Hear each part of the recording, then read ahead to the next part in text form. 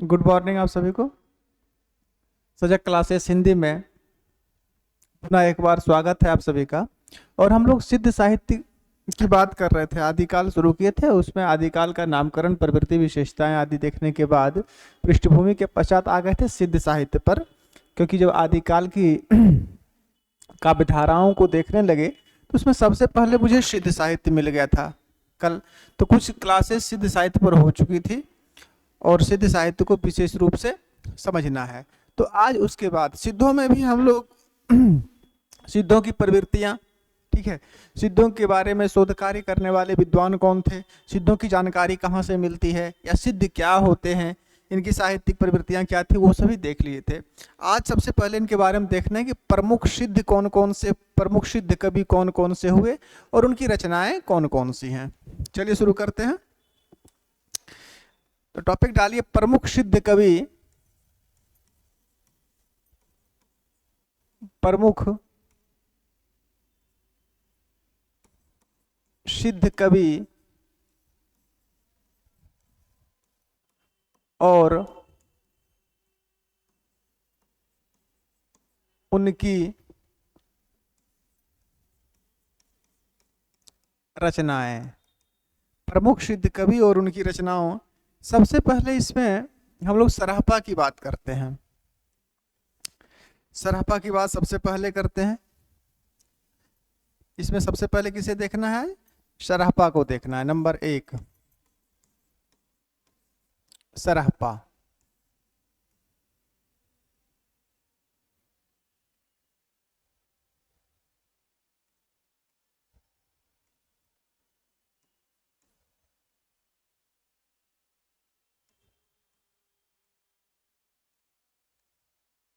सबसे पहले आज देख लेते हैं हम लोग सराहपा को।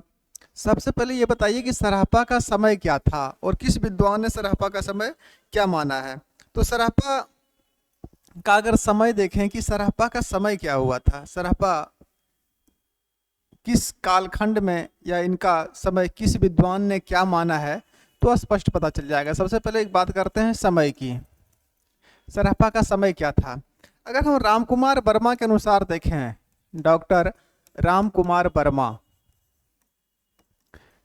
डॉक्टर रामकुमार वर्मा, तो डॉक्टर रामकुमार वर्मा सराहपा का समय मानते हैं विक्रम संवत 717 से। कब मानते हैं? विक्रम संवत 717 से 826 तक। कब से कब तक? तो रामकुमार वर्मा के अनुसार सराहपा का समय क्या था कि विक्रम संवत 717 से 826 तक का समय जो माना जाता है वो सराहपा का है। अगर हम राहुल सांकृत्यायन के अनुसार देखें, क्योंकि राहुल सांकृत्यायन ने सराहपा को हिंदी का प्रथम कवि माना है, तो इसलिए ये मोस्ट भी हैं। अगर राहुल सांकृत्यायन के अनुसार देखें कि पंडित राहुल सांकृत्यायन ने सराहपा का समय कब माना है, तो इन्होंने माना है 769 ईस्वी, 669 ईस्वी माना है।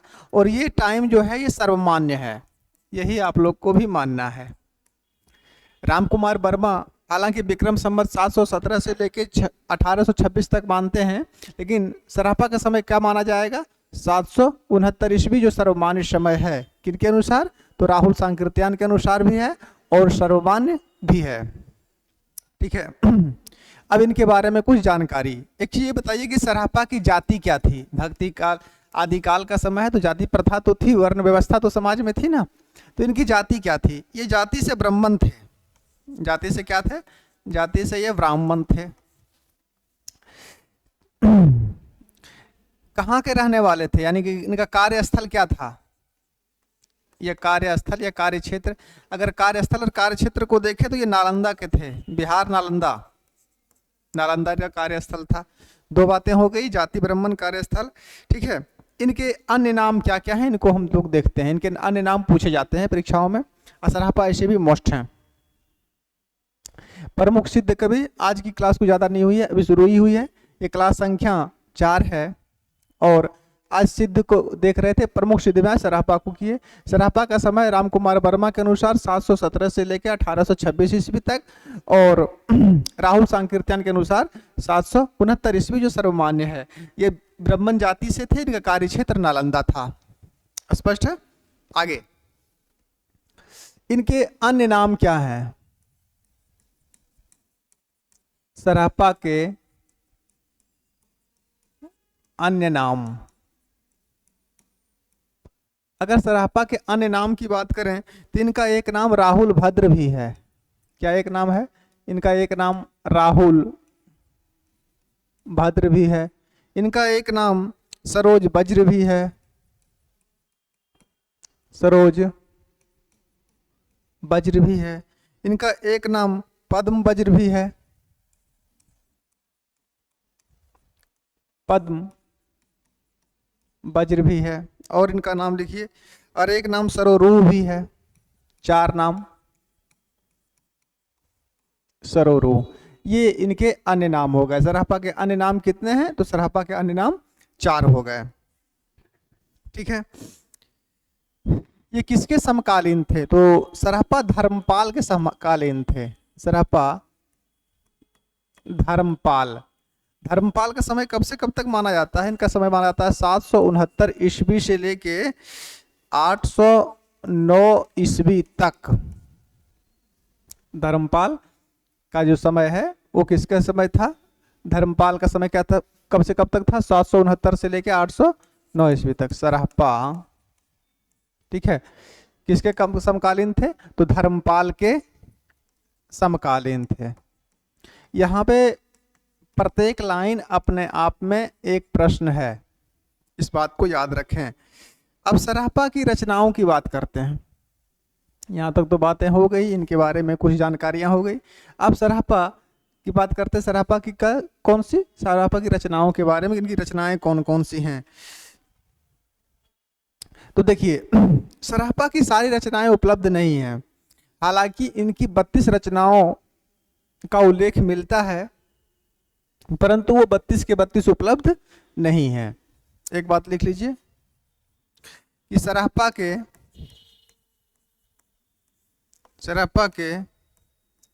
32 रचनाओं का उल्लेख मिलता है, रचनाओं का उल्लेख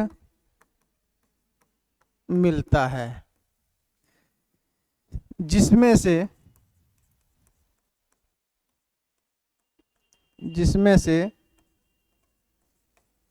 मुख्य इस प्रकार है। अब जो प्रमुख है उसको लिख लीजिए। मुख्य इस प्रकार है, क्योंकि सभी तो याद भी नहीं होंगी। ठीक है। जैसे मुख्य इस प्रकार है, इस प्रकार है, तो नंबर 1 में लिख लीजिए दोहा कोश।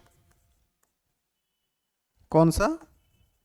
दोहा कोश नंबर 1।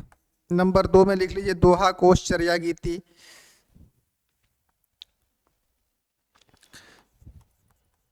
दोहा कोश चर्या गीति,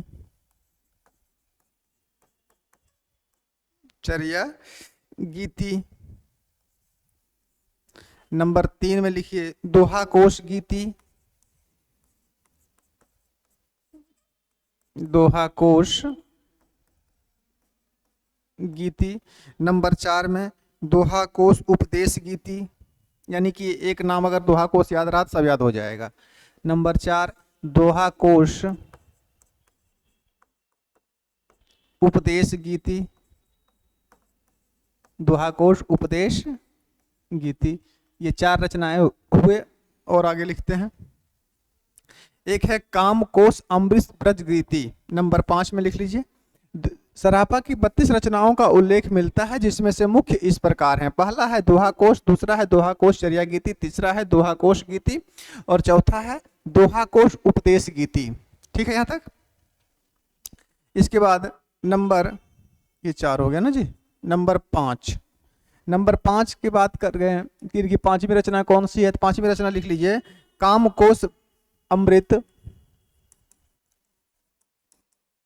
काम कोश अमृत ब्रज गीति, कामकोश अमृत ब्रज गीति, पांचवी रचना। एक रचना और लिख लीजिए, एक था डाकिनी ब्रज गीति, डाकने ब्रज गीति, डाकनी ब्रज गीति, नीति नहीं, डाकनी ब्रज गीति। ये इनकी 6 रचनाएं आप लोग याद रखिएगा। एक चीज आपको और महत्वपूर्ण बात बता दें, वर्तमान में इनकी कोई रचनाएं उपलब्ध नहीं है, कुछ पदें मिलती है, कोई भी रचना इनकी उपलब्ध नहीं है। 32 रचनाओं का उल्लेख मिलता है, जिसमें से नाम ये 5-6 का नाम मिलता है कि ये सब रचनाएं उनकी थी, परंतु वर्तमान में कोई उपलब्ध नहीं है। आप वर्तमान में खोजने जाएंगे तो ये सब रचनाएं नहीं मिलेंगे, बल्कि इनके कुछ पद मिल जाएंगे।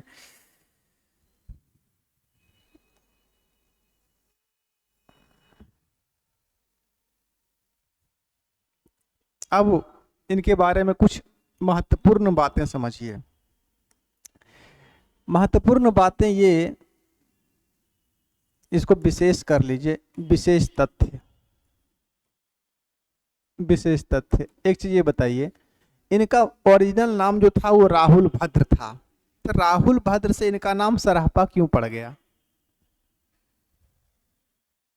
इंटरेस्टिंग है ना ये घटना, कि इसका इनका मूल नाम जो था वो तो राहुल भद्र था सराहपा का, और सराहपा का जब ओरिजिनल नाम राहुल भद्र था तो राहुल भद्र से इनका नाम सराहपा क्यों पड़ गया?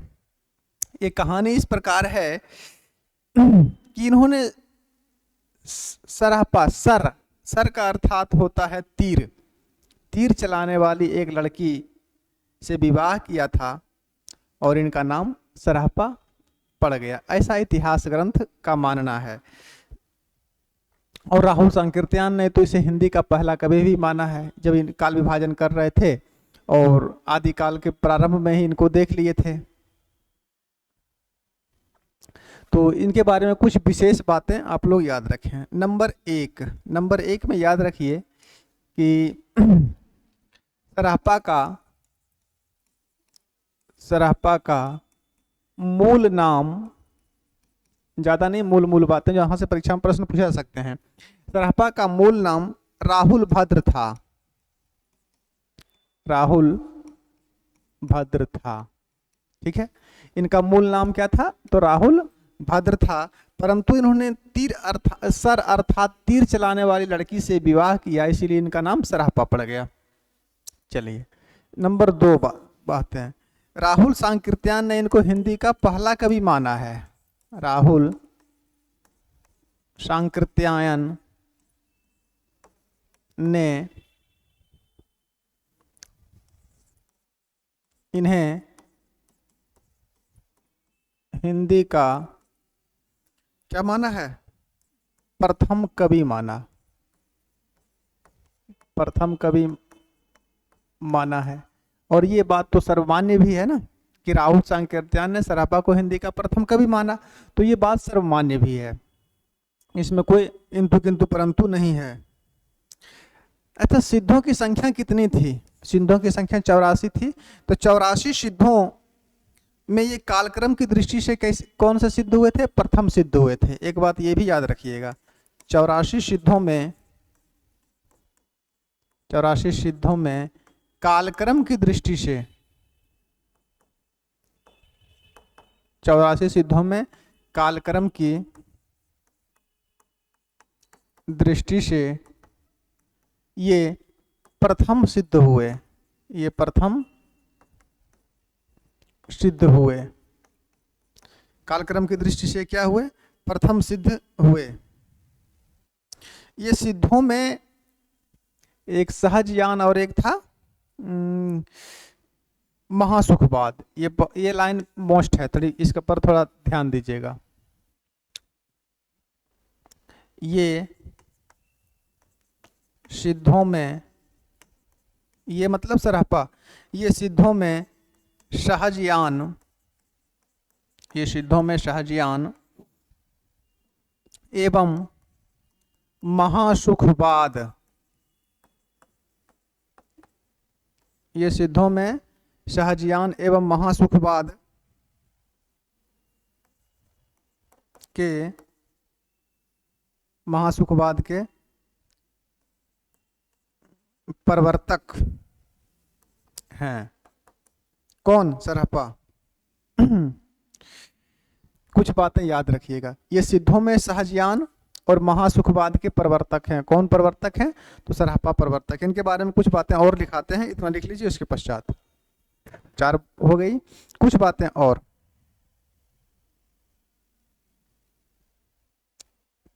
Next number 5। नंबर 5 ये है कि हिंदी में दोहा, चौपाई शैली और कड़वक पद्धति का प्रयोग करने वाले भी पहले विद्वान सरहप्पा ही थे। नंबर 5 ये लिखिए कि हिंदी में दोहा, चौपाई, हिंदी में दोहा, चौपाई, शैली, हिंदी में दोहा, चौपाई, शैली, या इसको कड़वक पद्धति भी तो बोल सकते हैं, या कड़वक पद्धति का, हिंदी में दोहा, चौपाई, शैली व कड़वक पद्धति का प्रयोग करने वाले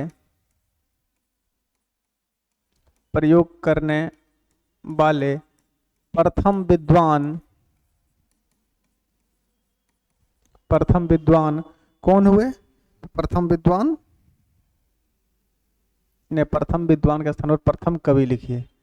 प्रथम कवि सरहप्पा है। प्रथम कवि कौन है? सरहप्पा है।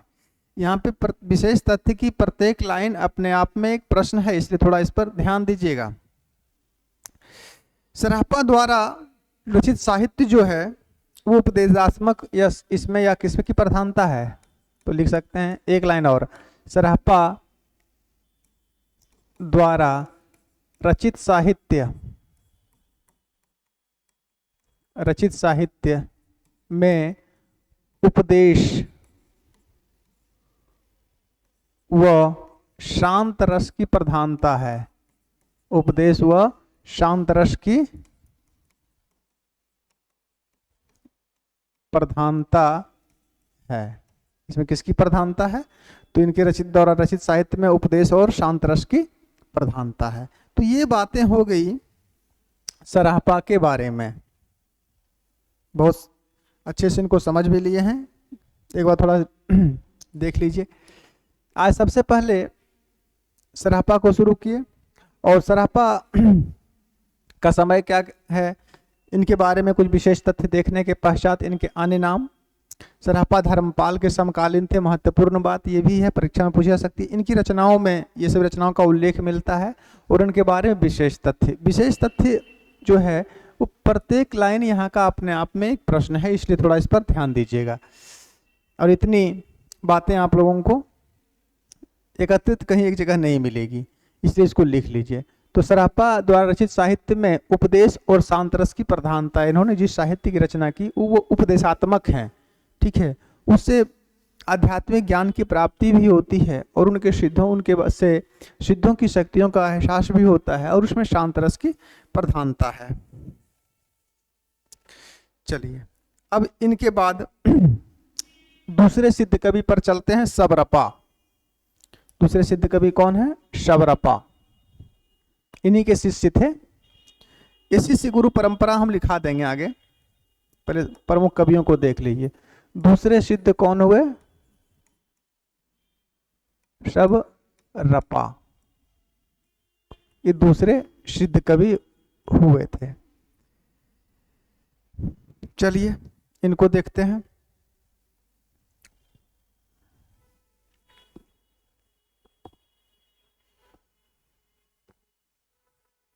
प्रयास करेंगे आज सिद्धों को देखने का। इनका समय क्या है? शबरपा का अगर समय देखें तो इनका समय माना जाता है 780 ईस्वी के आसपास। 700 ईस्वी के आसपास माना जाता है। इनके गुरु जी कौन थे? इनके गुरु का नाम था सरहप्पा। इनके गुरु का नाम क्या था? सरहप्पा था। और देखिए सरापा के शिष्य हुए शबरपा और शबरपा के शिष्य कौन हुए, लुइपा। तो इनके शिष्य भी लिख लीजिए। तो इनके शिष्य कौन हुए, तो इनके शिष्य हुए थे लुइपा। पा लगा है, पा आदर सूचक शब्द था सिद्धों के लिए, तो ये अपने नाम के पीछे पा लगाते थे जिनको, जैसे इनको एक आदर मिलता था। ठीक है। इनका जन्म कहाँ हुआ था, तो लिख सकते हैं इनका जन्म बिहार में ही हुआ था। इनका जन्म मगध, मगध के क्षत्रिय वंश, मगध के क्षत्रिय वंश में हुआ था। इनका जन्म मगध के क्षत्रिय वंश में हुआ था। सब्रों के जैसा ये जैवीन जीवन अपना व्यतीत कर सब्र मतलब शिकारी, उनके जैसा ये जीवन व्यतीत किया करते थे, इसीलिए इनका नाम क्या पड़ गया, शबरपा पड़ गया। ये भी राजा धर्मपाल के समकालीन थे, ये भी याद रखिएगा, ये भी धर्मपाल के समकालीन थे, ये भी धर्मपाल के समकालीन थे। एक बात ये भी हो गई। और पढ़े लिखे व्यक्ति थे, विक्रमशिला विश्वविद्यालय के प्रधानाचार्य भी ये रहे थे। ये लिख लीजिए, ये विक्रमशिला, ये विक्रमशिला विश्वविद्यालय, ये विक्रमशिला विश्वविद्यालय के प्रधानाचार्य, ये विक्रमशिला विश्वविद्यालय के प्रधानाचार्य रहे। अच्छी बात है इनके बारे में। शबरपा समय 780 ईस्वी के आसपास, गुरु का नाम सरप्पा, शिष्य का नाम लुइपा। इनका जन्म मगध के क्षत्रिय वंश में हुआ था। ये भी धर्मपाल के समकालीन थे और ये विक्रमशिला विश्वविद्यालय के प्रधानाचार्य भी रहे। सबरों के जैसा जीवन व्यतीत करने के कारण इनका नाम शबरपा पड़ा। अब इनकी रचनाओं की हम लोग बात कर लेते हैं कि इनकी रचनाएं कौन कौन सी हैं।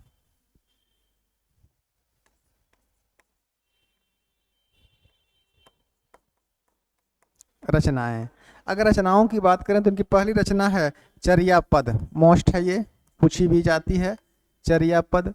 दूसरी रचना है महामुद्रा ब्रज गीति,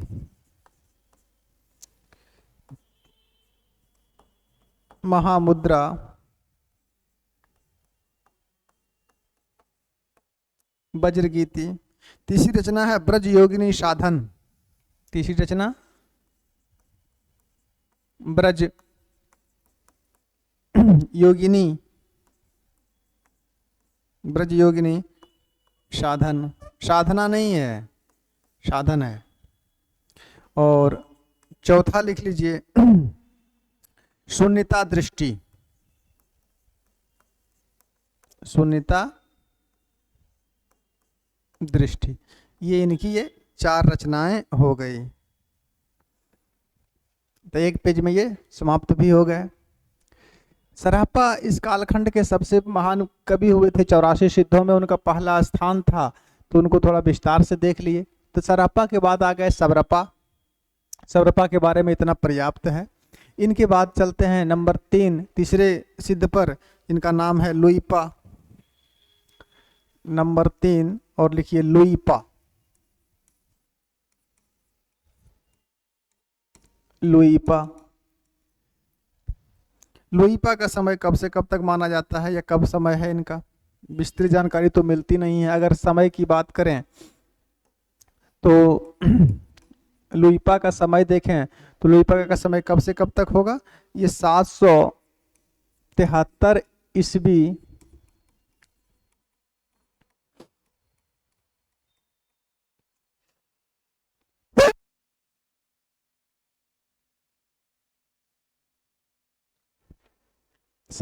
ईस्वी के आसपास इनका समय माना जाता है।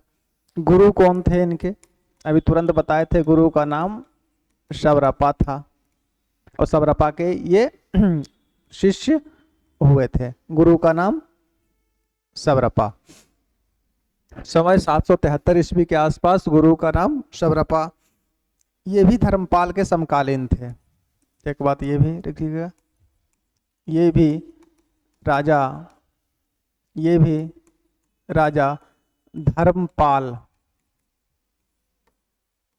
के समकालीन थे। ये भी राजा किसके समकालीन थे? तो ये भी राजा धर्मपाल के समकालीन थे। रचनाएं देख लीजिए इनकी भी।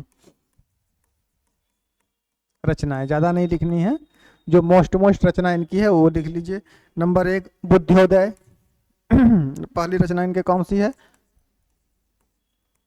बुद्ध्योदय। नंबर 2 अभिसमय विभाग, महत्वपूर्ण रचना है ये, अभिसमय विभाग। तीसरी रचना लिख लीजिए लोईपाद गीतिका।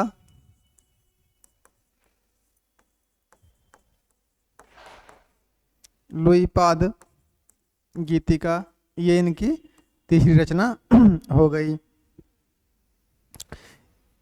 लोईपा का स्थान जो है वो 84 सिद्धों में सबसे ऊंचा माना जाता है और इनके बारे में कुछ विशेष बातें याद रखेंगे।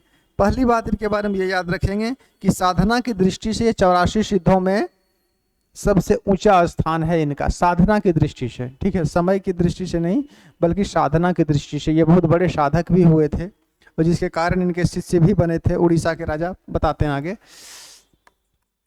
साधना की दृष्टि से सिद्ध हैं तो साधना ही करेंगे ना। साधना की दृष्टि से लोईपा का स्थान, साधना की दृष्टि से लोईपा का स्थान सबसे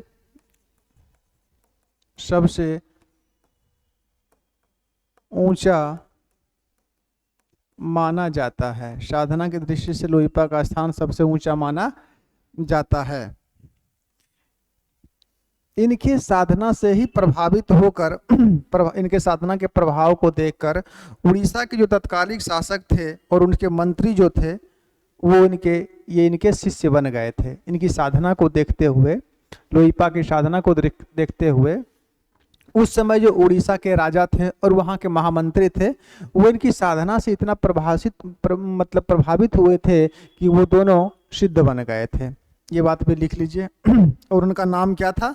एक का नाम था दारिकपा राजा थे और डोमिपा मंत्री थे। लिख लीजिए। इनकी, या ऐसे लिखिए इनके साधना के प्रभाव को देखकर, इनके साधना के प्रभाव को देखकर, क्या कौन देखकर? इनके साधना के प्रभाव को देखकर उड़ीसा के राजा व मंत्री, अगले पेज में लिखते हैं तो लिखिए। लोईपा समय 773 ईस्वी के आसपास, गुरु का नाम सवरपा, ये भी राजा धर्मपाल के समकालीन थे और इनकी संरचनाओं को देखिएगा तो बुद्ध्योदय, अभिसमय विभाग और तीसरी रचना थी लोईपाद गीतिका। साधना की दृष्टि से लोईपा का स्थान सबसे ऊंचा माना जाता है और इनके साधना के प्रभाव को देखकर उड़ीसा के राजा व मंत्री, उड़ीसा के राजा व मंत्री इनके शिष्य बन गए, इनके शिष्य बन गए। अच्छा एक चीज बताइए, राजा का नाम क्या था? राजा जो थे वो थे दारिकपा। राजा कौन थे? दारिकपा थे। और मंत्री कौन थे? उड़ीसा के जो राजा और मंत्री थे, तो मंत्री का नाम क्या था? डेंगीपा। ठीक है, दारिकपा उड़ीसा के राजा थे और डेंगीपा कौन थे? वहां के मंत्री थे। ये दोनों इसके साधना के प्रभाव को देखकर क्या हुए थे? इनके शिष्य बन गए थे। इनका मुख्य वर्ण विषय रहस्यवाद रहा था। इनका लोईपा का, एक बात और लिख लीजिए, इनका मुख्य वर्ण विषय, इनका मुख्य वर्ण विषय रहस्यवाद। अरे रहस्यवाद का जन्म ही सिद्धों के समय हुआ था, इससे पहले रहस्यवाद नहीं थी, और यही प्रभाव फिर भक्ति काल में भी पड़ता है संत काव्य धारा पर। इनका मुख्य वर्ण विषय रहस्यवाद था। चलिए, तो ये इनके बारे में हो गया। किनके बारे में? सबरपा, किनको देख रहे थे? लोईपा के बारे में। लोईपा के बाद नंबर 4 और चौथे सिद्ध का नाम लिखिए कृष्णपा। चौथे सिद्ध थे, ऐसे इनका नाम कन्हपा था। चौथे सिद्ध कवि कौन थे? कन्हपा। कन्हपा। और इनका एक नाम और भी मिलता है, कृष्णपा मिलता है। कृष्णपा से इनका ही नाम पड़ा था कन्हपा। कन्हपा या कृष्णपा, इनको देख लेते हैं। अगर इनका समय देखें तो ये 832 ईस्वी के, सॉरी 820 ईस्वी के आसपास थे। अगर समय की बात करें तो कन्हपा 820 ईस्वी के आसपास थे। इनका समय क्या था? तो 820 ईस्वी के आसपास ये हुए थे। इनका जन्म कर्नाटक के एक ब्राह्मण परिवार में हुआ था। कन्हपा का जन्म कहाँ हुआ था? तो कर्नाटक, कर्नाटक के एक ब्राह्मण परिवार, कर्नाटक के एक ब्राह्मण परिवार में हुआ था। परिवार में हुआ था। कहाँ पे? तो कर्नाटक के एक ब्राह्मण परिवार में कृष्णपा या कन्हपा का जन्म हुआ था।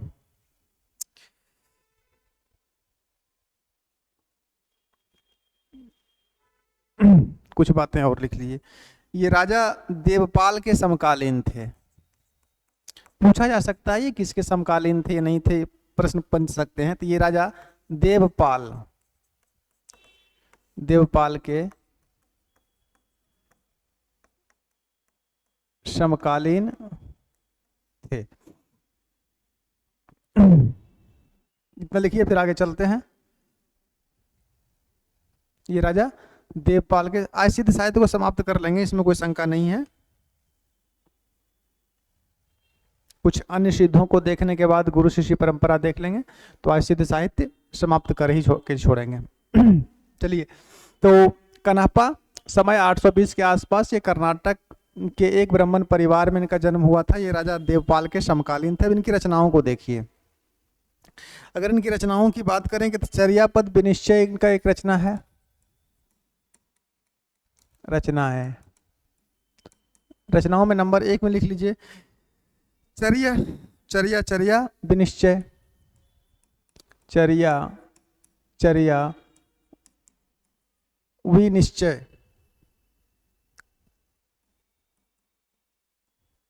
चर्या चर्या विनिश्चय। नंबर 2 कन्हपाद गीतिका, कन्हपाद गीतिका, कन्हपाद गीतिका। और नंबर 3, और इनकी रचनाएं थी क्या? चर्या चर्या विनिश्चय हो गया, ठीक है। कन्हपाद गीतिका, 2 ही रचनाएं थी इनकी। इनके बारे में थोड़ी विशेष बातें याद रखिए कि इनका जो वर्ण विषय है इन पुस्तकों में, एक तो रहस्यवाद है ही, दूसरा दर्शन है। इनका वर्ण विषय, इनका वर्ण विषय रहस्यवाद व दर्शन है। मतलब इनकी रचनाओं में दर्शन, दार्शनिकता का भी कुछ पुट मिलता है, जिसके कारण इनको मान सकते हैं कि ये दार्शनिकता भी इनके काव्यों में है। इनका मूल विषय क्या हो गया? एक तो रहस्यवाद हो गया, दूसरा दर्शन हो गया।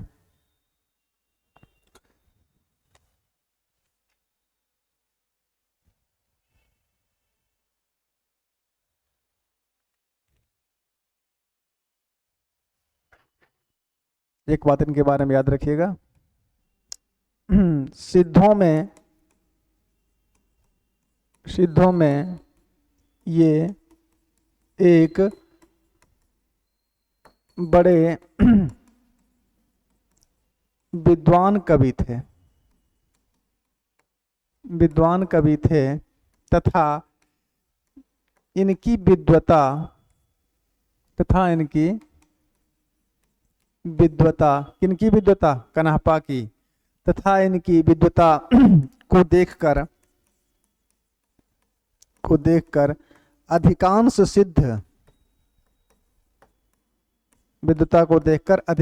सिद्ध इनके शिष्य बन गए। अधिकांश सिद्ध इनके शिष्य बन गए। स्पष्ट है?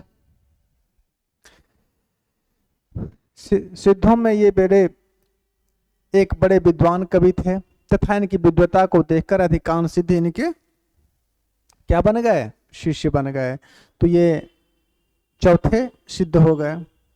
पांचवें पर लिखिए डेंगिप्पा कौन थे? तो उड़ीसा के महामंत्री थे। नंबर 5, पांचवा सिद्ध। आय सिद्ध को समाप्त करना है, इसमें कोई भी किंतु इंतु परंतु नहीं है। और सिद्ध से प्रश्न कैसे आएंगे वो भी अभी हम आप लोग को समझाते हैं। नंबर 5 में लिखिए डेंगिप्पा नाम था ना, सॉरी डोम्बिप्पा नाम था इनका, ये वो नहीं है, डोम्बिप्पा।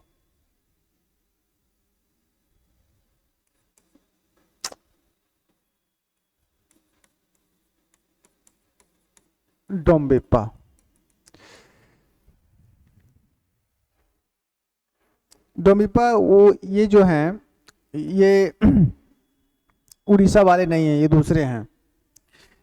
इनका अगर समय देखें तो इनका समय क्या था? अगर इनके समय की बात करें तो इनका समय था 840 ईस्वी के आसपास। एक बात तो ये हो गई, इनका समय क्या था? 840 के आसपास था। दूसरी बात, जन्म कहाँ हुआ था? तो मगध के क्षत्रिय वंश में जन्म कहाँ हुआ था? तो मगध के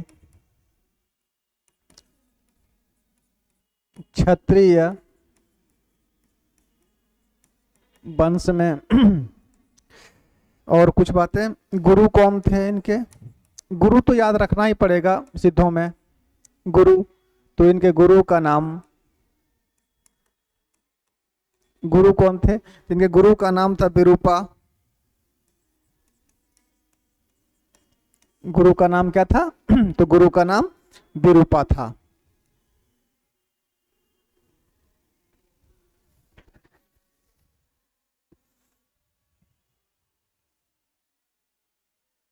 चलिए रचनाएं देखिए। तो अगर रचनाओं की बात करें, रचनाएं तो इनकी 21 रचनाएं मानी जाती है, जिसमें से उपलब्ध जो है वो 2 ही 3 है। 21 रचनाएं मानी जाती है। तो रचनाओं में 1 2 3 लिख लीजिए जो महत्वपूर्ण है। एक है डोम्बी गीतिका, एक ये उपलब्ध है। उपलब्ध का मतलब क्या? ये इसका प्रमाण मिलता है, और उपलब्ध तो एक भी नहीं है। किसी भी सिद्ध की कोई रचनाएं वर्तमान में उपलब्ध नहीं है। मतलब ये माना जाता है कि डोम्बिप्पा के 21 रचनाएं हैं, और उन 21 रचनाओं में कुछ का ये जो है ये प्रमाण मिलता है कि इनकी रचनाएं थी, लेकिन ये पुस्तक मूल रूप से उपलब्ध नहीं है। डोम्बी गीतिका एक है। अक्षर द्विपदेश, अक्षर द्विकोपदेश एक रचना है, ये याद रखिएंगे। डोम्बी गीतिका, अक्षर द्विकोपदेश, और एक रचना याद रखिए योगचर्या। ये 3 रचनाएं इनके याद रखेंगे आप लोग। तो डोम्बिप्पा तो हो गए। इसके बाद एक सिद्ध और देख लीजिए नंबर 6 में। बस नंबर 6 में देख लीजिए विरूपा।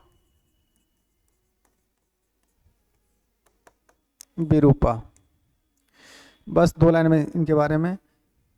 समय अगर देखा जाए, अगर इनके समय की बात करें तो इनका समय विक्रम संवत में मानेंगे, विक्रम संवत 840 के आसपास, 840 के आसपास इनका समय मानिए। ज़्यादा जानकारी इनके बारे में नहीं उपलब्ध है। इनके साधना का केंद्र जो था नालंदा था।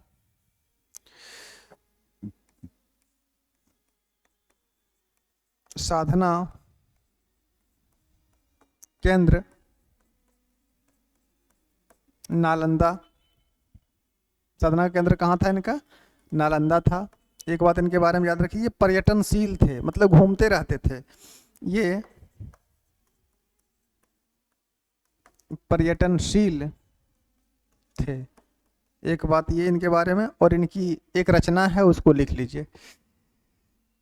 तो लगभग 6 सिद्ध जो महत्वपूर्ण थे वो आप लोग को करवा दिए हैं हम।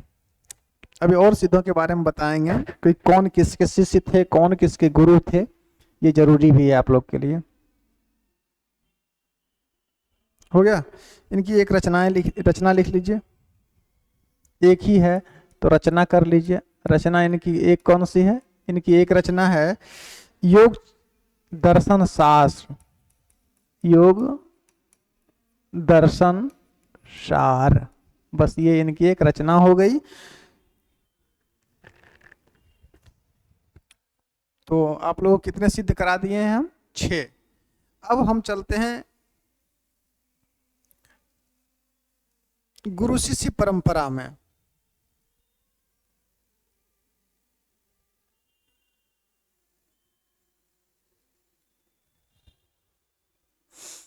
गुरु शिष्य परंपरा कि कौन से सिद्ध किसके गुरु हुए और कौन से सिद्ध किसके शिष्य हुए, यहाँ से प्रश्न बन सकते हैं।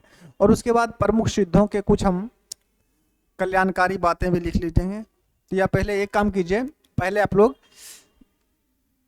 अन्य सिद्धों की रचनाएं लिख लीजिए, तब एक ही साथ चलेंगे। लिख सकते हैं लाइन में ये, अन्य सिद्धों की रचनाएं, कि कौन सी रचना किस सिद्ध की है, तो उसको आप लोग लिख लीजिए। जैसे नंबर 1 है, एक सिद्ध हुए थे कुकरियप्पा। एक सिद्ध कौन हुए थे? कुकरियप्पा। कुकरिप्पा, कुकरियप्पा। कुकरिप्पा की रचना क्या थी? इनका था योग भावनोपदेश, योग भावनोपदेश। ये इनकी रचना थी, योग भावनोपदेश। किसकी रचना है? कुकरियप्पा की रचना थी, योग भावनोपदेश। और एक थी चर्यापद, और एक रचना इनकी कौन सी थी? चर्यापद। 2 हो गई। अगले सिद्ध को अगर देखें तो एक थी कमलप्पा। ये कंबल लिए चलते थे, इसलिए इनका नाम क्या पड़ा? कमलप्पा पड़ गया। और कमलप्पा की रचना थी चर्या गीति। हालांकि परीक्षाओं में पूछी नहीं जा सकती है, लेकिन हिंदी के विद्यार्थी इतना जानकारी तो होना आवश्यक है आप लोगों की। कमलप्पा की ये कंबल लिया लेके ही हमेशा चला करते थे, इनका नाम क्या पड़ गया? कमलप्पा। इनकी रचना कौन सी थी? चर्या गीति। तीसरे थे जालंधरप्पा।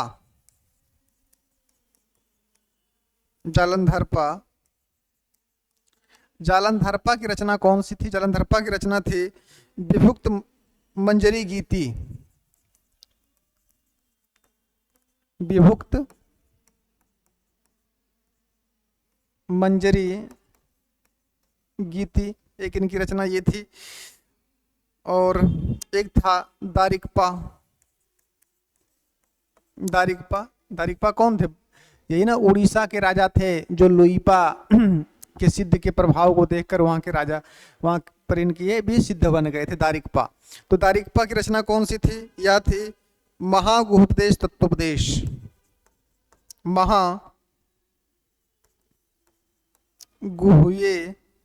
गुह्ये तत्वोपदेश, महागुहोप तत्वोपदेश।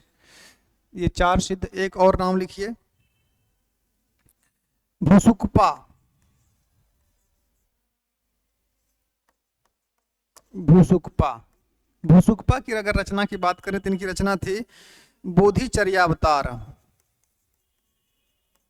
बोधिचर्यावतार, बोधिचर्यावतार ये भूसुक उपदेश की रचना थी। तो अन्य सिद्धों की रचनाएं हो गए।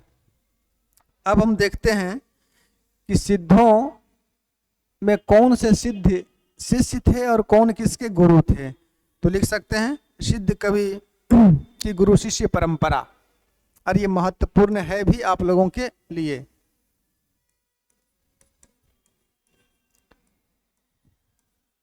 सिद्ध कवियों की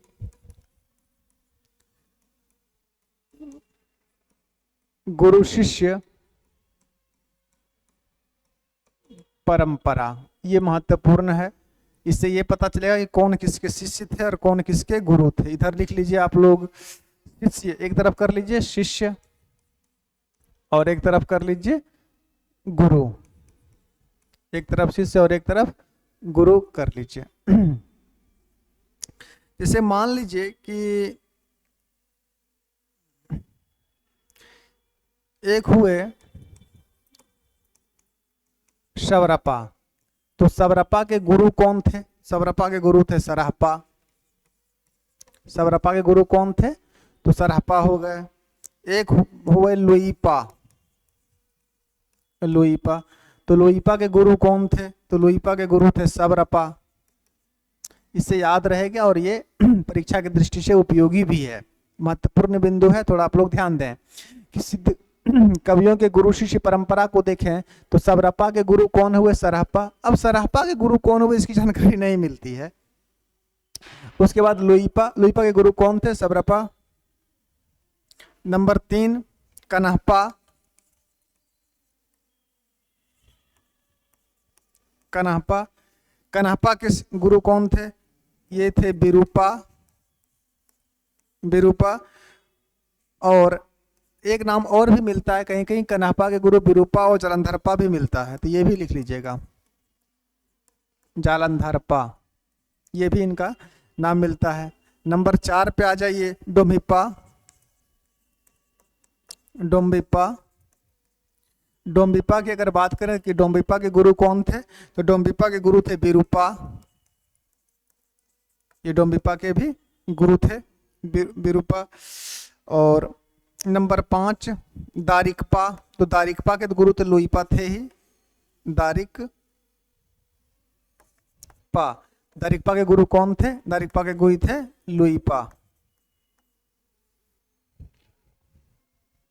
और लिखाते हैं, इतना लिख लीजिए पहले। आज सिद्ध कवि समाप्त हो जाएंगे।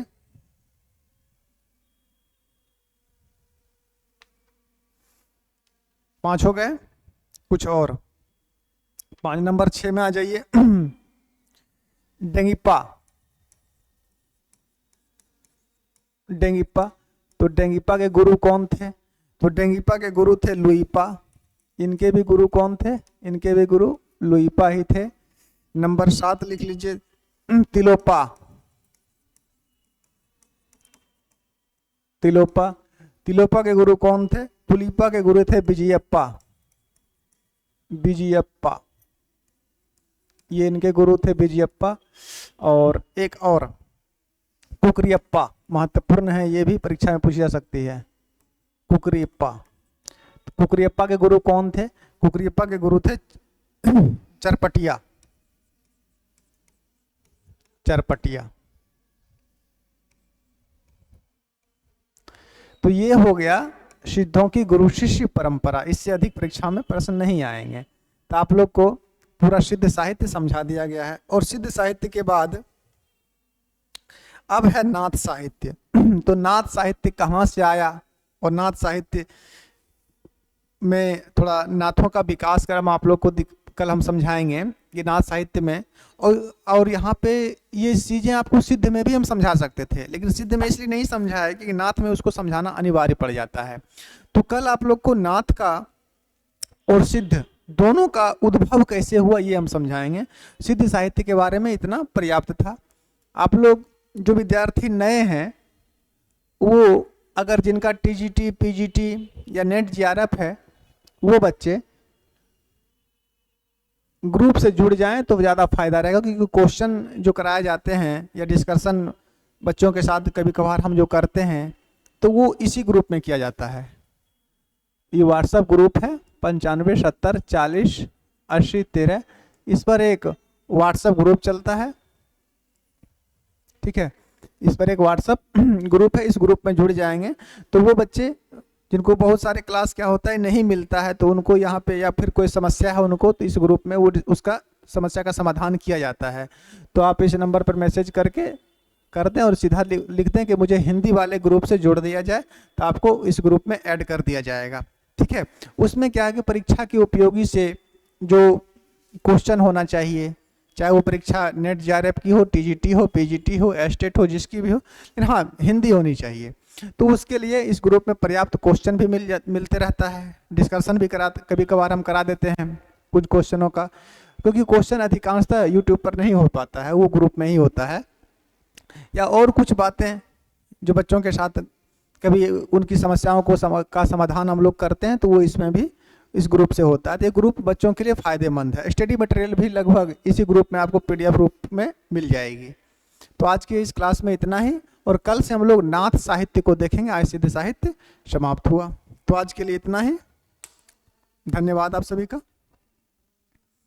आराम से पढ़िए और ज़्यादा प्रेशर की आवश्यकता नहीं है। करत करत अभ्यास के जड़मति हो सुजान, रसरी आवर जात से सिल पर परत निशान। तो धीरे धीरे लगातार पढ़ते रहिए तो वो फायदेमंद होगा। एक ही चीज़ को बार बार पढ़िए। जैसे हिंदी साहित्य का इतिहास 2-3 बार आप लोग को हम पढ़ा चुके हैं, फिर शुरू किए हैं ना, क्योंकि ये सब परीक्षा में की दृष्टि से उपयोगी है। और टीजीटी पीजीटी के एग्जाम में आदिकाल, भक्तिकाल और रीतिकाल से प्रश्न अधिक आते हैं, इस बात को भी थोड़ा याद रखेंगे। चलिए ठीक है, आज के लिए इतना ही।